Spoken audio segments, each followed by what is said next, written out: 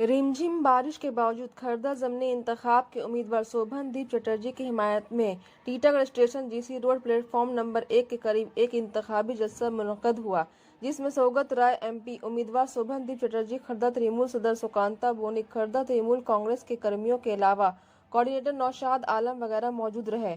सौगत राय ने कहा, बीजेपी ने खरदा ज़मनी इंतखाब में एक ऐसा उम्मीदवार खड़ा किया है जिसका ना ही सियासी शऊर है और ना ही तजुर्बा। वो सियासत की दुनिया में निवेश है। हाँ, एक चालाकी बीजेपी ने किया कि वो ये कि खरदा असेंबली इंतखाब में कामयाब मरहूम काजल सिन्हा के घर अपने उम्मीदवार को भेजकर खरदा के वोटरों को बहकाने की कोशिश की है, पर बीजेपी अपने इस नापाक मंसूबे में कामयाब नहीं हो पाएगी, क्योंकि आवाम ममता को पसंद करती है और ममता के उम्मीदवार शोभन को ही अक्सरियत वोटों से कामयाब करेगी।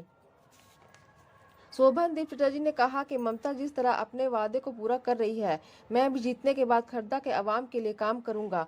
उन्होंने अपनी जीत की उम्मीद जताते हुए कहा कि अवाम जिस तरह मरहूम काजल सिन्हा को वोटों से कामयाब किया था, उससे ज्यादा वोटों से हमें जिताएंगे।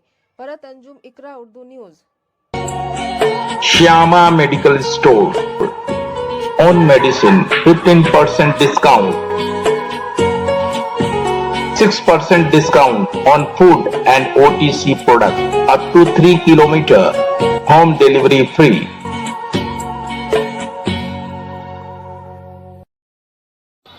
এই পুরো এলাকায় বাঙালি আছে, বাঙালি মুসলমান আছে, অবাঙালি মুসলমান আছে।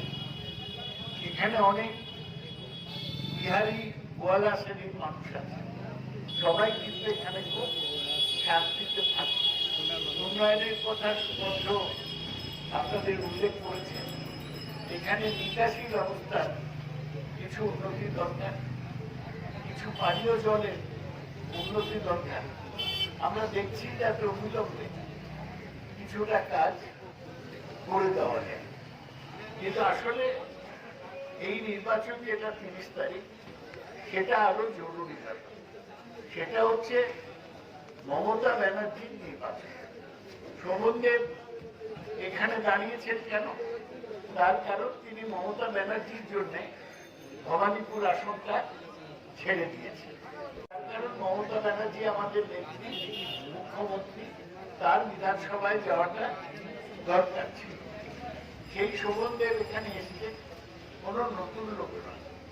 তিনি গত 5 বছর মন্ত্রী ছিলেন, এখনো কৃষি মন্ত্রী, তার আগে চিফ হুইপ, 91 সাল থেকে বিধায়ক, তৃণমূল কংগ্রেসের প্রথম বিধায়ক। তিনি একজন অভিজ্ঞ লোক, তিনি মানুষের সমস্যা নিয়ে কি করে কাজ করতে হয় সেইটা জানেন। মমতা তার শ্রেষ্ঠ প্রার্থীকে ক্ষমতা থেকে আমরা তাকে স্বাগত জানাচ্ছি। আমি আপনাদের 12 বছর ধরে সাংসদ, 3 বার আপনাদের ভোটে জিতেছি এবং গত লোকসভায় অনেক ভোটে এই ওয়ার্ড থেকে এগিয়েছিলাম। প্রার্থনা করতে এসেছি যে শোভনদেবের মতো যোগ্য লোককে আপনারা ভোট। আমি একটা কথা আপনাদের বলতে চাই যে আমাদের বিরুদ্ধে দাঁড়িয়েছে বিজেপি একটা প্রার্থী জয় সাহা, বাচ্চা ছেলে, সে জীবনে একটা কাউন্সিলরও হয়। শোভনদেবের বিরুদ্ধে দাঁড়াতে গেলে বিজেপির কোন ওজনদার প্রার্থীর দরকার ছিল, এরকম কেউ প্রার্থী শোভনদেবের বিরুদ্ধে দাঁড়াতে রাজি হয়।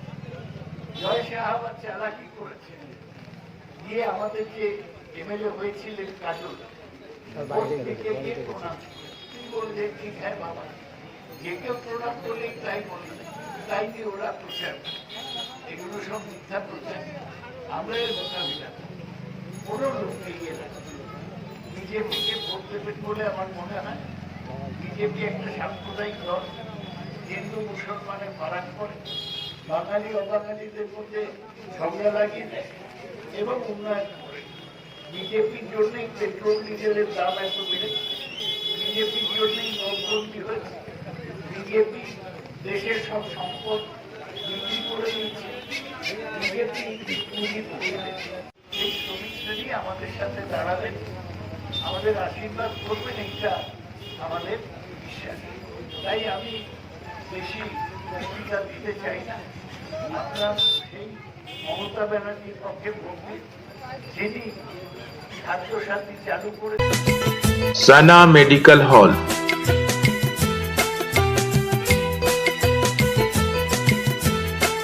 10% discount on every medicine. Oxygen cylinder also available.